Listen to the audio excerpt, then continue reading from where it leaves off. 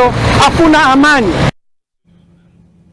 Meanwhile, authorities in Samburu County have reported that about 90 firearms and 161 rounds of ammunition have been surrendered to police across the county as part of the ongoing mop-up exercise. Majority of the weapons were handed in voluntarily by residents across Samburu who heeded the call to return illegal firearms. Samburu County Commissioner Henry Wafula said they will continue to urge those holding illegal weapons to surrender them amid ongoing operation. The administrator lauded security teams, local and religious leaders in the region for joining hands in the fight against banditry and cattle rustling.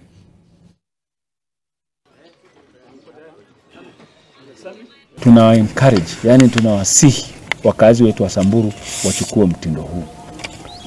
Tuna changamoto kidogo kwa upande wetu na majirani wetu wa upande wa Baringo, ile kaunti nyingine ambayo pia nilikuwa. Hiyo pia tunaishughulikia, viongozi wote, vikosi vya usalama, wananchi, kanisa na watu wote wapenda amani, ya kwamba hii mambo ya bunduki tuachane nayo.